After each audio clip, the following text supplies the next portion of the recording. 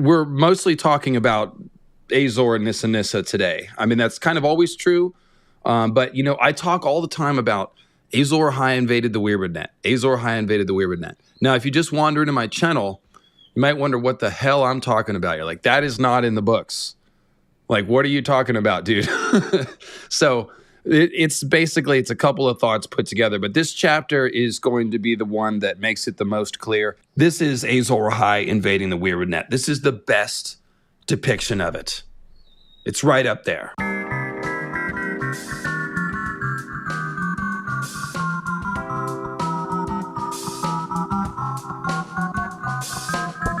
Hey guys, David Lightbringer here, with horns, with antlers, if you will. Our equivalent of with bells on, and yeah, the chapter with Renly's death at the hands of the Shadow Baby Assassin is indeed the chapter which seems to show us the answer to two ancient mysteries of ice and fire. Number one, why did Azor Ahai kill Nissa Nissa? And number two, what in the hell happened to the Weirwoods to make them look like screaming, burning, and bleeding tree people? These two mysteries seem unrelated.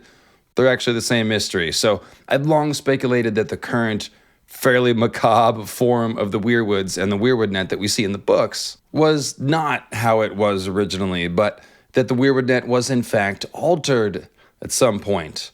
Corrupted and invaded, I would say. The invader seems to have been Azor Ahai himself, and the clues about Nissa Nissa all indicate that Nissa Nissa was a child of the forest, or part child of the forest, or a female green man, something like that. And the idea is that Azor Ahai would have used the blood magic sacrifice of Nissa Nissa, and green men, by the way, to force his way into the Weirwoodnet and obtain its magic power for himself. So he's kind of like a Euron figure. He'll do anything to get power and magic power.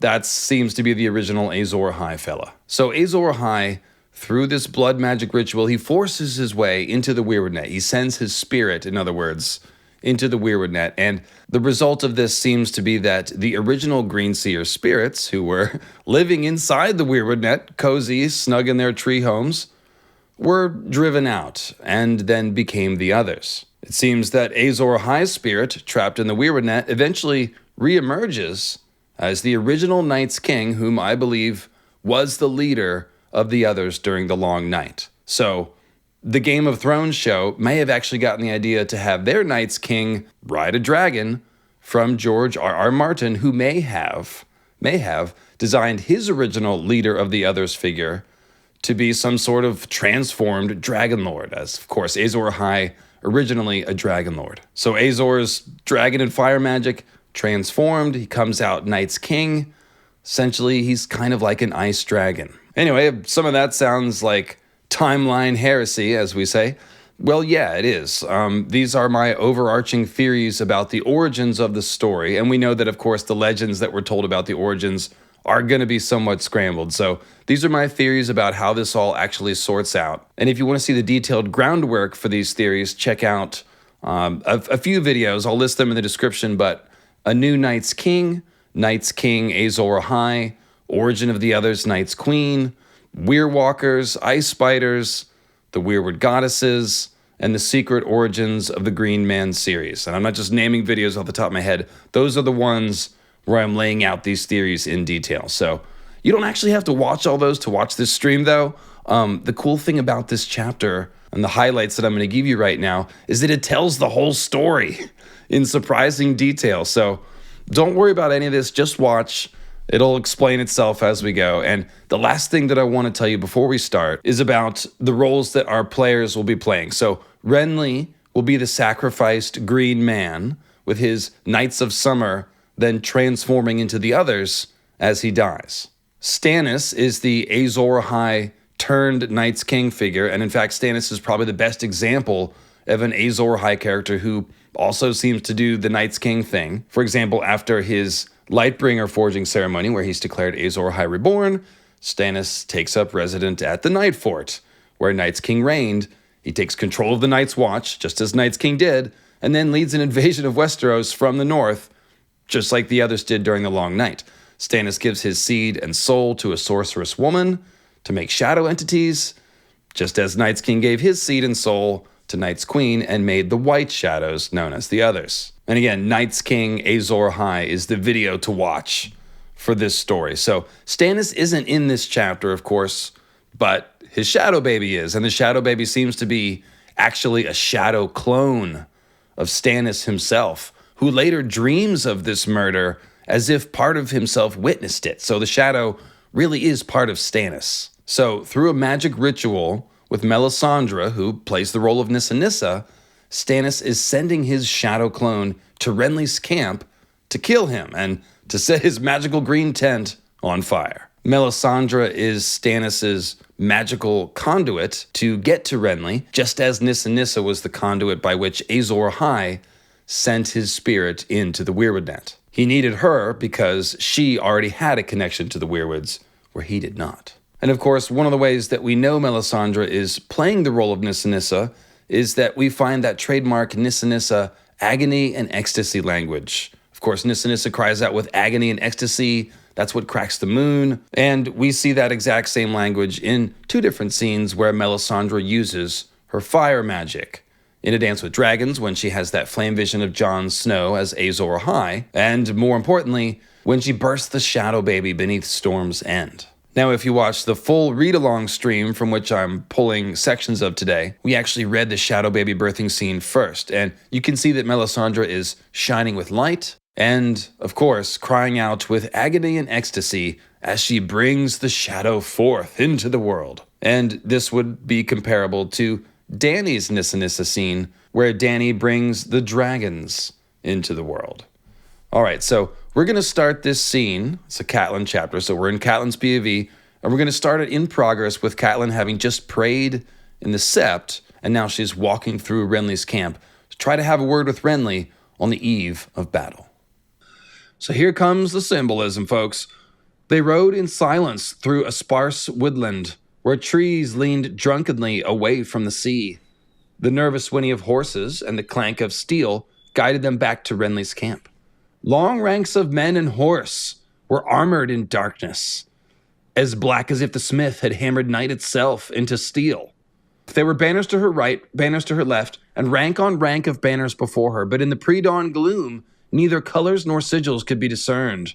A gray army, Catelyn thought, gray men on gray horses, beneath gray banners.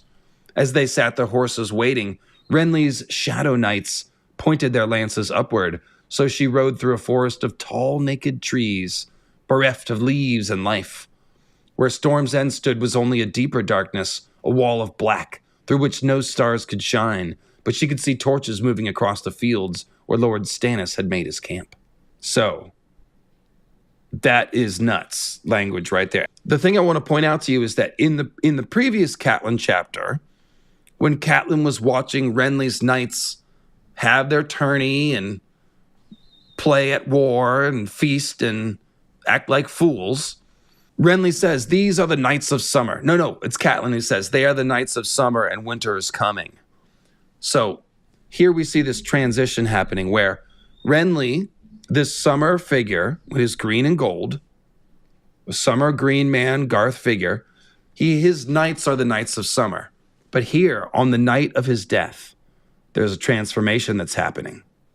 And so these summer knights, these green knights, have turned into an army, a forest of tall, naked trees, an army of shadow knights. So this is about the creation of the others. That's what that is.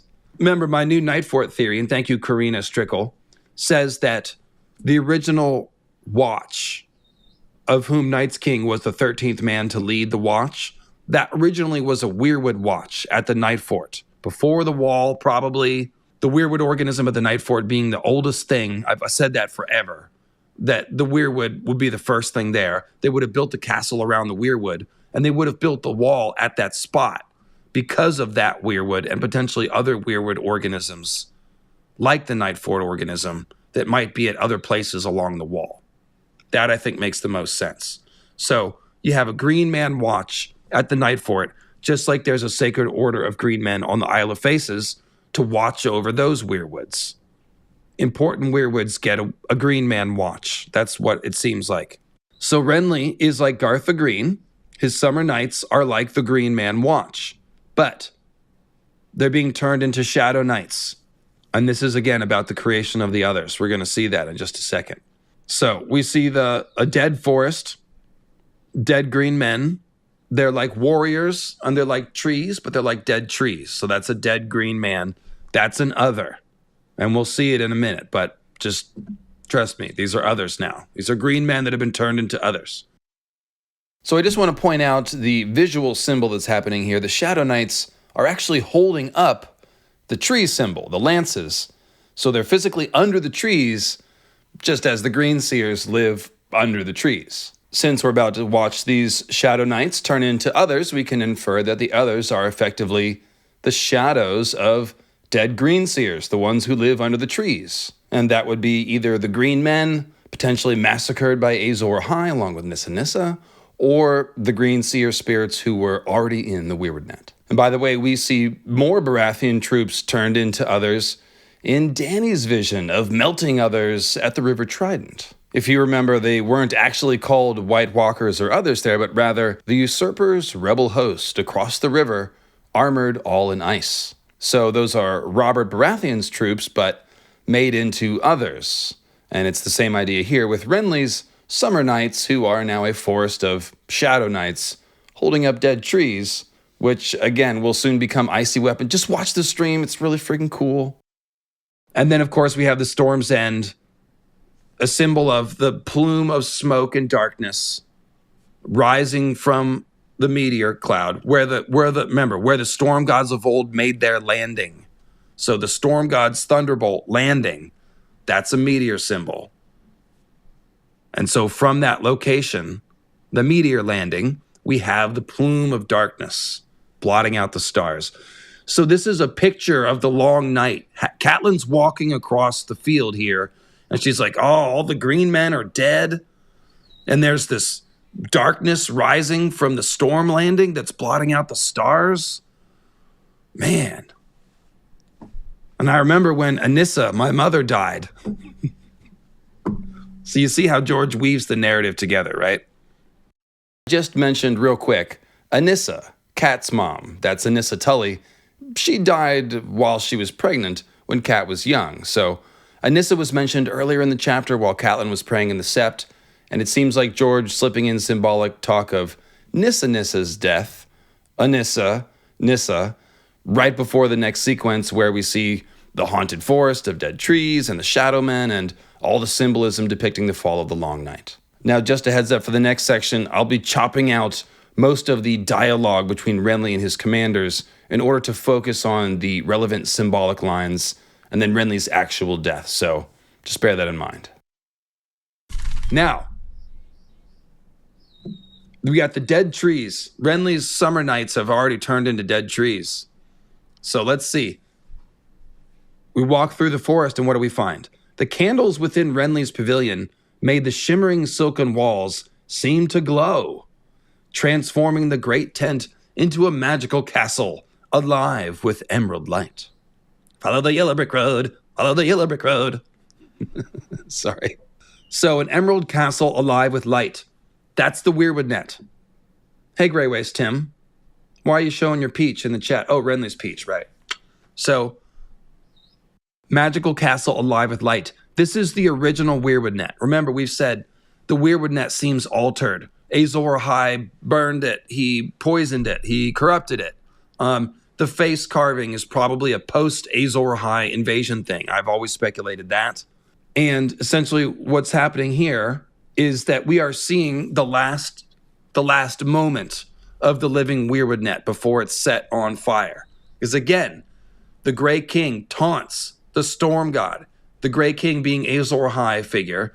He taunts the gods. He challenges the gods, just like during God's Grief, stole the daughter of the gods and challenged them and dared them to do something about it. Azor Ahai, steered the comet into the moon. Bloodstone Emperor stole the black meteor. So all these god-men figures are challenging heaven, challenging the gods. So Grey King challenges the Storm God. The Storm God lashes down with a thunderbolt. That's the meteor. And then that sets the tree on fire. So it's always been implied that during the long night, when Azor Ahai broke the moon and called down the fire of the gods, that's when the Weirwoodnet was set on fire. And it allowed mankind, not the elves, but man, to obtain the power of the Weirwoodnet. That's what Azor Ahai is after. So check this out. The candles within Renly's pavilion made the shimmering silken walls seem to glow, transforming the great tent into a magical castle alive with emerald light. So alive with light, of course, is a description used for dawn, the wall, and this is a green wall here, interesting, and the swords of the others are alive with moonlight. So real quick, I just want to break in to say that yes, this is probably a reference to the wall upon further consideration, since both this green tent wall and the ice wall of Westeros are alive with light. And specifically, the idea of a green wall could be a reference to the Weirwoods being the first thing at the location where the wall was eventually built. So think of the Weirwood organism at the Night Fort, which was almost certainly there before the Night Fort and thus before the wall, but on the location where the wall was eventually built. And thus we can infer that the wall's location was dictated by the Weirwoods that were there first. So that would be the green wall that's about to be, transformed, caught on fire, destroyed, invaded, etc. And of course, think about the Night Fort. The Night Fort is the place where the legends of Knights King and Queen take place, and it's almost certainly where the others, whose swords are also alive with light, were created, in my opinion. And it's the place where I believe the original Green Man Watch existed, from which the Knights King made the others. So it makes a ton of sense to compare Renly's magical green tent to the Weirwoods at the Night Fort and the wall. And we'll actually see another reference to the wall in just a minute when the tent burns. So here the magical castle's alive with emerald light. I don't know what it means exactly. It's some sort of holy light. The light of dawn, Lightbringer, it's some sort of divine radiant light. So 2 of the Rainbow Guard stood sentry at the door to the royal pavilion. So Rainbow Guard, that's like a prism. So also alive with light here. It's very shining and glorious. A prism, very uncorrupted. A rainbow is a symbol of, well, a lot of things. But I was going to say purity and clarity, as Cleo's shitting on camera. Peace, if you want to say the biblical one, it's God promising not to destroy the world again. So it's like a promise of peace and happiness. So 2 of the Rainbow Guard, the green light shone strangely against the purple plums of Sir Parman's surcoat and gave a sickly hue to the sunflowers that covered every inch of Sir Emmon's enameled yellow plate. So there's an interesting bit. There's sunflowers, but they're made sick. So this is another long night symbol. Remember, we've seen the trees are dead, are dying. The smoke plume is rising, blotting out the stars. And now we see the sun is sick. The sunflowers have a sickly green hue. So is a green sickness, and of course green sickness, I guess you could say Azor Ahai is the sun god getting green sick. So here we have the sunflowers with a sickly green hue. That's pretty good. I like that. Yes, Anu. Anu is saying, are the Weirwood fungi from outer space carried on a meteor, or even like fungi from Yugoth, like a Lovecraft reference? There is an aspect of the Weirwoods that is alien. But I think that's just the Azor Ahai presence. The meteor presence. I think there may have been an intelligence that came with the black meteor. Something like that.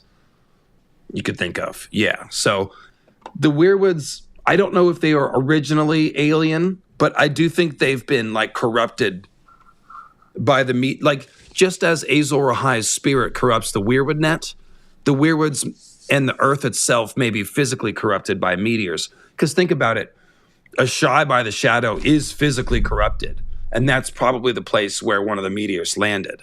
That's where the Bloodstone Emperor worshipped his black meteor. So you go figure. The Weirwoods could be containing the meteor poison, I think, if there's a physical connection. So long silken plumes flew from their helms, and rainbow cloaks draped their shoulders. Within, Catelyn found Brienne armoring the king for battle, while the lords Tarly and Rowan spoke of dispositions and tactics. It was pleasantly warm inside, the heat shimmering off the coals in a dozen small iron braziers. "I must speak with you, your grace," she said, granting him a king's style for once, anything to make him heed her. "In a moment, Lady Catelyn," Renly replied. Brienne fit backplate to breastplate over his quilted tunic. The king's armor was a deep green, the green of leaves in a summer wood, so dark it drank the candlelight. So we've got the implication of a summer wood, but it's also drinking in the light. So that's kind of like a black hole thing going on. But yes, he's literally a green man. Gold highlights gleamed from inlay and fastenings like distant fires in that wood, winking every time he moved. So that's cool. This, I believe, is a shout out to the Old Ones of Lang. The Old Ones of Lang, the reason why I know that they are green men is because in Lovecraftian land, there is an island called Lang. They have strange goat-horned, they have cloven, hooved legs. They're like goat men. And they worship the old flying ones on the back of a shantok, wyvern dragon-like thing. Distant fires in the wood, goat-horned, cloven-hoofed, dancing around, horned green man doing occult, drinking in the light, the green wood of his armor. So whether that's a specific reference to that Lang stuff that I was talking about, or just a general idea of an occult ceremony around a fire in the woods, which is we're about to have an occult ritualistic sacrificing of the green man in this green wooded castle. So that's what we're doing, right? This is all very Wiccan, very pagan here. Pray continue, Lord Mathis. And Lord Mathis Rowan, of course, the Rowan is a mountain ash.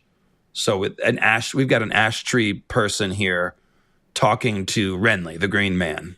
Oh, and then Tarly is here. And Lord Tarly, of course, their sigil is the huntsman. And that comes from Herndon of the Horn and Harlan the Hunter. And that's, of course, a Hern the Hunter reference, who's a green man and a Cernunnos figure. And actually an undead horned green man figure. So these are all green men here. Renly, Lord Rowan, Lord Tarly. They're all tree men or green men by way of their symbolism and their names. And of course they are. Got some green men standing around in a magical green castle, doing their thing, you know. Brienne tightened green leather straps and buckled golden buckles. Your Grace, Catelyn had waited patiently, but time had grown short. You promised me a word. Renly nodded. See to your battles, my lords. The lords bowed deeply and departed. Say your say, Lady Stark, Renly said. Brienne swept his cloak over his broad shoulders. It was cloth of gold, heavy, with the crowned stag of Baratheon picked out in flakes of jet. Brienne brought the king's gauntlets and great helm, crowned with golden antlers that would add 1.5 feet to his height. The green men are always tall guys. Robert Baratheon is a giant when he puts on his antlered helm. So Renly laughs. He puts on the golden antlers that adds 1.5 feet to his height. The time for talk is done. Now we see who is stronger. Renly pulled a lobstered green and gold gauntlet over his left hand, while Brienne knelt to buckle on his belt, heavy with the weight of long sword and dagger. I beg you in the name of the mother, Catelyn began, when a sudden gust of wind flung open the door of the tent. She thought she glimpsed movement, but when she turned her head, it was only the king's shadow, shifting against the silken walls. She heard Renly begin a jest, his shadow moving, lifting its sword, black on green, candles guttering, shivering. Something was queer, wrong. And then she saw Renly's sword still in its scabbard, sheathed still, but the shadow sword. Cold, said Renly, in a small, puzzled voice, a heartbeat before the steel of his gorget parted like cheesecloth beneath the shadow of a blade that was not there. He had time to make a small, thick gasp before the blood came gushing out of his throat. So you see why I say this is Lightbringer. Not only is it a shadow sword, it's the shadow of a blade that was not there, just as the shadow baby itself is the shadow of a man who was not there. So it's Stannis' shadow and Stannis' sword. So this is, again, Azor Ahai's spirit has entered the magical green castle. You see what I'm saying about the sequence here. Melisandre is a vehicle for Stannis to send his spirit into the Weirwood cave. That's where the Shadow Baby was born, in the Weirwood cave. So that's a symbol of Azor Ahai's spirit entering the Weirwoodnet through Nissa Nissa. Here, again, different Shadow Baby killing, but similarly, Melisandre taking Stannis's life fires and shadow and sending that shadow into a Weirwood symbol. Instead of a cave below Storm's End, it's a magical green castle full of green men, okay? And a dozen fires. So what happens when Azor's spirit gets in the Weirwoodnet? He kills the green man. And he gives him Weirwood stigmata, of course. So, red smile, thick gasp, the blood came gushing out of his throat. "You're great." "No!" cried Brienne the Blue when she saw that evil flow. So this is evil happening. Okay, this is the defilement of the Weirwoodnet, this bloodletting. Sounding as scared as any little girl, the king stumbled into her arms, a sheet of blood creeping down the front of his armor, a dark red tide. So there's the dark and bloody tide that Melisandre always sees. It's a symbol of the long night. I always say it's like the waves of darkness. Well, Oathkeeper tells the story. Oathkeeper's black and red folds in its steel look like waves of night and blood. So if the meteors are like bleeding stars, then it's waves of blood in the sky. But it's also waves of night because the bleeding stars black out the sky. So the waves of night and blood symbol is the darkness and the bleeding stars that fill the sky. So here we see the green man is sacrificed and there's an evil dark red tide. So it is both like the moon being sacrificed and it is like a blood sacrifice of the Weirwoods or to the Weirwoods of the green men. And it's drowning his green and gold. So what did the Weirwoods look like before? I've said they may have been the oak trees. But we know that, the Summer King colors are always green and gold. Garth the Green created the oaken seat, a throne of living oak that his green hand sons sat on. So it sounds like a Weirwood throne, but instead of a cave, it's in Highgarden, like in, up above in the sunshine, and it's made of oak. So I don't know if the Weirwoods originally were a kind of oak or just different. We'll probably never know. But the important thing is that they were different and that they were corrupted. That's what's important to understand. So the green is being drowned. And then it says, more candles guttered out. Renly tried to speak, but he was choking on his own blood. His legs collapsed, and only Brienne's strength held him up. She threw back her head and screamed, wordless, in her anguish. The candle's guttering out, right? So we've got the darkness. Cold and darkness is spreading. The shadow. Something dark and evil had happened here, she knew. Something that she could not begin to understand. Renly never cast that shadow. Death came in that door and blew the life out of him, as swift as the wind snuffed out his candles. On the ground, Renly's head rolled sickeningly to one side. Check out this Weirwood stigmata. A second mouth yawned wide, the blood coming out from him in slow pulses. So that second mouth is the big neck wound.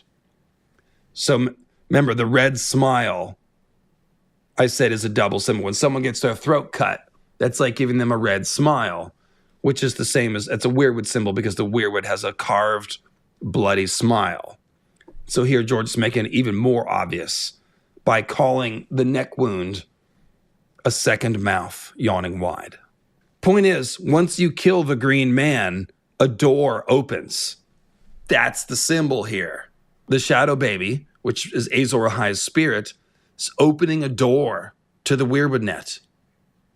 And he's doing it by sacrificing green men and Nissa Nissa. So Renly might be Nissa Nissa here, or we could look at Melisandre having already symbolically died as Nissa Nissa. But the point is that green men are usually sacrificed along with Nissa Nissa. We always see that pattern because I believe that We're talking about the green men at the Night Fort who were sacrificed to make the first others. So second mouth opens up in the green man's neck, a portal to the Weirwoodnet, a bloody portal. A bloody mouth has been opened. The fire had reached the wall and was creeping up the side of the tent. I'm not sure if that's a reference to the wall of Westeros or not. Hey there. So again, I'll break in to say that this seems to be another reference to the wall, or at least to the Weirwood spine that seems to have predated the wall. And it also occurs to me that this business of the second mouth opening could also refer to the creation of the talking Weirwood face known as the Black Gate, which is beneath the Night Fort. Is this talking Weirwood face some dead green man who was sacrificed during the long night? Bran says it looks as though it were 1,000 years old, but just somehow hadn't died, so is this the last hero himself? That would actually be kind of funny if the last hero's down at the bottom of a well, just waiting to swallow Bran. But who knows? And the more simple conclusion here is that we can say that the second bloody mouth yawning open, yawning as in dreamers, in the body of the slain green man is yet another clue that the ritualistic carving of the Weirwood faces, carving the bloody faces into the Weirwood trees, is something that began with Azor Ahai's invasion and corruption of the Weirwoodnet, despite what we're told about the Children of the Forest and the first men having done this long ago. I think this is an Azor Ahai thing. And I mean, look, who was it that carved Renly's bloody smile? It was Stannis. Stannis Ahai's shadow with his shadow Lightbringer. That's what did it. And we also see the same thing, a Dragon Lord with a Lightbringer symbol carving a Weirwood face at Harrenhal. When Azor Ahai Targaryen carves 13 slashes in the trunk of the Weirwood heart tree at Harrenhal, which bleeds still every spring. And he did that while waiting to fight a duel with Aemond, Night's King, one blue star-eyed Targaryen. It's a very long night battle, that one. So, yeah, Azor Ahai started the face carving. I'm telling you guys, that's going to be the case. And of course, the face carving is what makes the Weirwoods look tortured. And it's Azor Ahai who, fucked their shit up, so. Brienne, with me, Catelyn commanded. The girl was not slow to see the chance. A slash, and the green silk parted. They stepped out into the darkness and the chill of dawn. So there's another dawn symbol. Loud voices called from the other side of the pavilion. This way, Catelyn urged, and slowly. We must not run, or they will ask why. Walk easy, as if nothing were amiss. Behind them, the king's pavilion was well ablaze, flames rising high against the dark. No one made any move to stop them. Men rushed past them, shouting of fire and murder and sorcery. Others stood in small groups and spoke in low voices. A few were praying, and one young squire was on his knees, sobbing openly. Renly's battles were already coming apart as the rumors spread from mouth to mouth. The night fires had burned low, and as the east began to lighten, the immense mass of Storm's End emerged like a dream of stone, while wisps of pale mist raced across the field, flying from the sun on wings of wind. Morning ghosts, she had heard old Nan call them once, spirits returning to their graves. And Renly was one of them now, gone, like his brother Robert, like her own dear Ned. Here's the finish point, the counterpoint. So earlier, the summer nights had turned into a dead forest of dead green men, right? Now we see morning ghosts, pale mist, wisps of pale mist. The word wisp means ghost. So pale ghosts that are like mist racing across the field. So that is the others, the spirits of the others are now amongst the field, amongst the dead forest. And the green man has become one of them. That's the important thing.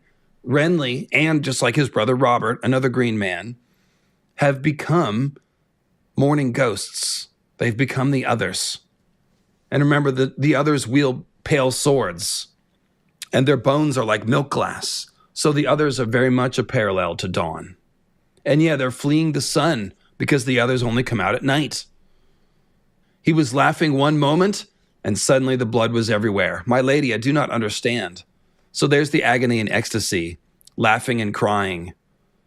So yeah, Renly is doing the sort of dying Nissa Nissa role here. But I basically would just say that Renly is symbolic of the murder of green men and children of the forest in general. Because the whole point of Nissa Nissa's death is that Azor is invading the Weirwoodnet by killing green men and children of the forest and sacrificing them in blood magic. And that's what we just saw. And that's how the others are created. Remember, I say the others are spirits of the green men who are evicted from the Weirwoodnet when Azor Ahai sets it on fire. So here we have the shadow form of Azor Ahai with his shadow sword. He kills the green man. He sets the Weirwoodnet on fire. And then we see the others standing around and talking, fleeing across the field. The others have been driven out of the green castle, and they're now amongst the dead forest. So this is the exiling of the others from the Weirwoodnet. It's the death of the green man. It's all right here. You see why I wanted to read this chapter. The battle, how Mullen began. There will be no battle. Catelyn mounted, and her escort formed up about her, with Sir Wendell to her left and Sir Perwyn Frey on her right. Perwyn Frey. Ride, Catelyn commanded her escort when they were all ahorse. If any man tries to stop us, cut him down. So this is serious business here. As the long fingers of dawn fanned across the fields, and that's a direct reference to Eos, the goddess of dawn, who has rosy fingers. And those rosy fingers are those little rays of pink and gold that spread out across the horizon and fan out like a hand. So George referencing the dawn goddess Eos here. The long fingers of dawn fanned across the field. Color was returning to the world.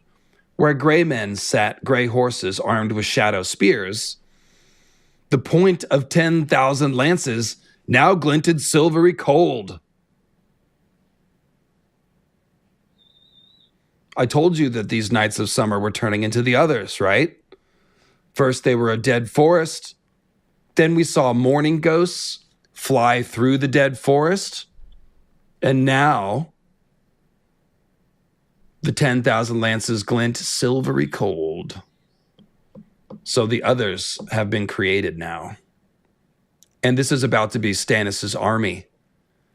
Why? Because Azor Ahai invades the Weirwoodnet, creates the others, and then becomes Night's King, who is the leader of the others. Hi, girl. What happened? All the power of Storm's End and Highgarden. Storm's End and Highgarden are the ones ruled by the green men, right? The Durrandon rule Storm's End. They dress up like green men. And Highgarden, that's where Garth the Green planted the Weirwoods. And it's the seat of House, we used to be the seat of House Gardener. So, before they passed on. Yeah, all the power of Storm's End and Highgarden. That's just another way of saying all the green men. All the power of the green men. Remember, the Knights of the Reach are the Order of the Green Hand. It had been Renly's an hour ago. They belong to Stannis now, she realized, even if they do not know it themselves yet. Where else are they to turn if not to the last Baratheon? Stannis has won all with an evil stroke. So again, Azor Ahai, with an evil stroke, has turned the green men into his own others, his own other soldiers. And in order to do that, he sent his shadow into the Weirwoodnet and set it on fire. So the whole sequence is here. All right, so here I will mention that line from the Night's King legend about him binding his brothers to his will with strange sorceries. Because Stannis, playing the role of Azor Ahai turned Night's King, has not only killed Renly and his symbolic green men and transformed them into others, he's also bound those newly made others to his will with that evil stroke. So this is a big clue that the brothers of the Night's King, who he bound to his will with strange sorceries, the brothers of that original watch, that they were in fact green men. And finally, for you Arthurian fans out there, you may have been noticing that phrase, evil stroke. Well, yes, this would be a reference to the Dolorous Stroke, I would think. And that, of course, is the wound that the Grail King receives in legend. It has to do with the wounding of the king and the sickening of the land in particular, just as Renly the Green Man is murdered here amongst all this long night and other creation symbolism. And there you go, folks. There's a lot more. It was really hard to choose what to keep in this video. I had to cut out a lot of stuff that I loved, so go watch the longer stream. Hope you enjoyed this presentation. This is my most condensed sort of case for Azor Ahai invading the Weirwoodnet. So go and tell your friends. LML's not crazy. He knows what he's talking about. All right, guys, thanks for supporting the program. I'll see you, of course, every Sunday, 3 p.m. Pacific, with our fun Starry Wisdom Sunday live streams. And then during the week with the video. Boom, boom, boom, boom, boom. Cheers, friends, and stay horny.